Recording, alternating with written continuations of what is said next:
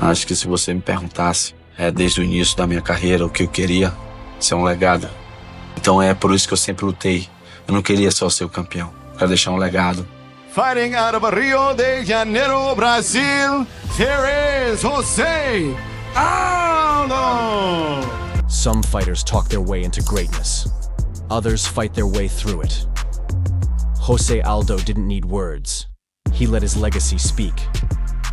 These are the 10 moments when Aldo shocked the MMA world and reminded us why his name belongs among the all-time greats.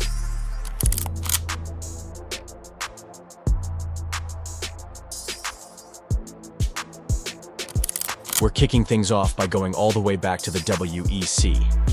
Before the UFC had a featherweight division, this was the big stage. And José Aldo was still a rising name.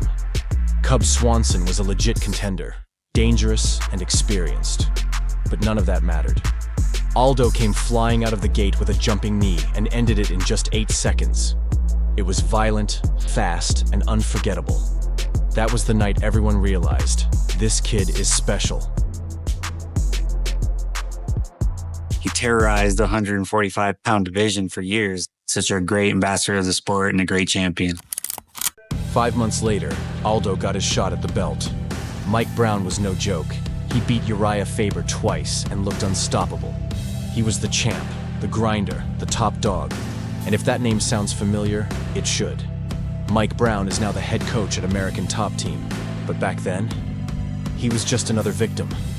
Aldo stuffed his takedowns, picked him apart, and finished him in round 2. That night, the title changed hands. The division had a new king. It's a prediction here. You can't sit on the fence. I hate giving prediction.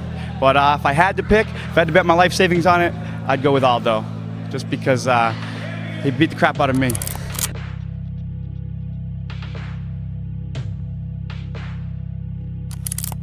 This one was huge. Faber was still the face of the lighter weight classes. He was the main star for WEC for years. But Aldo didn't care about names. He cared about legacies. And that's exactly what he took from Faber. He threw over 30 leg kicks, turned Faber's lead leg purple, took away his movement and made him limp through 5 rounds. It was clinical, mean, and it left no doubt. Aldo wasn't just champion, he was the future. He started landing these kicks. I mean, it literally felt like a bat was hitting my leg. I remember going back to the corner after the first round, and I had trained for defense for that. I had trained to move my leg and to push kick, and didn't really want to check him, but doing some checking, etc. And the ball on the side of my leg from the 2 kicks that landed made it so I couldn't bend my knee. And that changed the game for me in that sport. When the WEC merged into the UFC, Aldo was handed the featherweight belt. But now, he had to prove himself to a new audience. Mark Hominick was a clean striker, super technical, and this fight was in front of 55,000 fans in Toronto. Aldo dropped him, caused a massive hematoma on his forehead, and controlled the fight everywhere it went. Even when he slowed down late, he had still done enough for a decision win.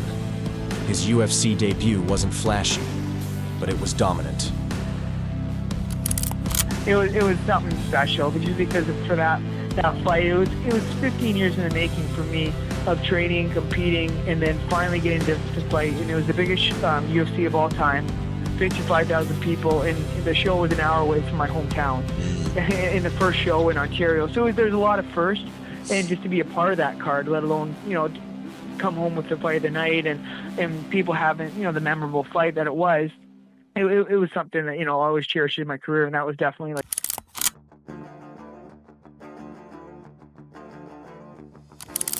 Kenny Florian was on his 3rd and final shot at UFC Gold.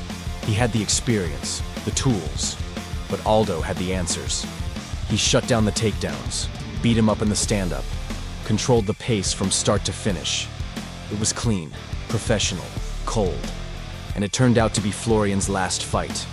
For Aldo, it was just another title defense. Obviously, I'm disappointed. I fought very hard, trained extremely hard, wasn't successful. it. You know, I think against a guy like Aldo or against the elite, you got to mix it up better. And I wasn't successful in the wrestling end of it, you know.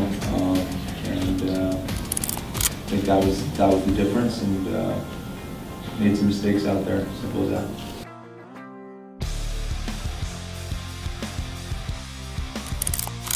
Chad Mendes came in undefeated, a powerful wrestler with knockout power, a real threat. But Aldo didn't flinch. With 1 second left in the first round, Aldo launched a knee that ended it instantly. Then came the moment. He sprinted into the crowd, into the arms of his people in Rio, one of the most iconic celebrations in UFC history. Aldo's very explosive and he's dangerous on the feet everywhere.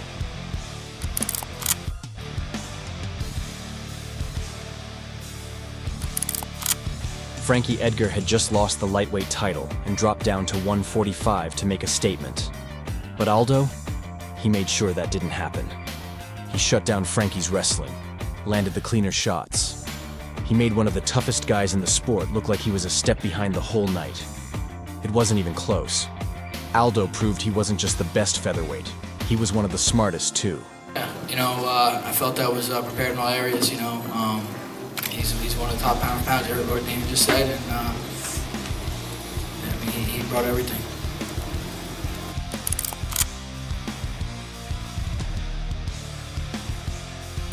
The Korean Zombie is known for taking punishment and walking through fire. But Aldo doesn't throw fire. He throws bombs. Even with a broken foot, Aldo controlled the fight. When Zombie's shoulder popped out in the 4th round, Aldo swarmed and finished the job. It wasn't just smart, it was savage. That's the difference between a fighter and a champion. He was most scared of José Aldo because he was really scared of getting knocked out by José Aldo. So in that sense, José Aldo is the top rank.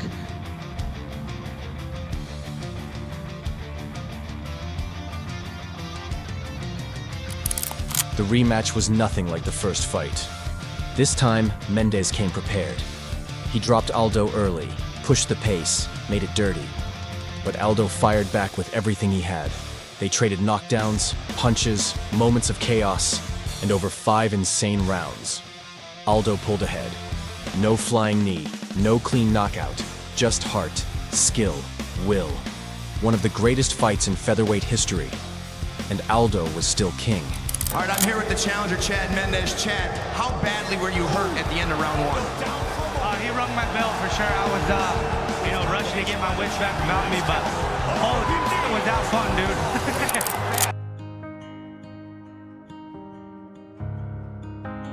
dude. By 2018, people had counted Aldo out. Back-to-back TKO losses, no belt, no hype, just questions. Jeremy Stevens was on a knockout streak and looking to end Aldo's run for good. But Aldo stayed calm, picked his shot, and landed a liver shot so clean it folded Stevens like a chair. The fight was over, and Aldo dropped to his knees in tears. It wasn't about titles anymore. It was about pride, proving the fire was still there. And it was. So in some respects, the José Aldo loss was one of the best things to ever happen to you. For sure. Wow. 100%. It was a big breakthrough in my life where, I had to figure out these patterns of why am I failing at my biggest moment. From 2009 to 2018, José Aldo shocked the MMA world again and again. With knockouts, with strategy, with grace under pressure. He ruled for 10 years, faced every contender, and made greatness look effortless. Now that he's retired, the numbers will be debated. The rankings will shift. But the legacy, that stays.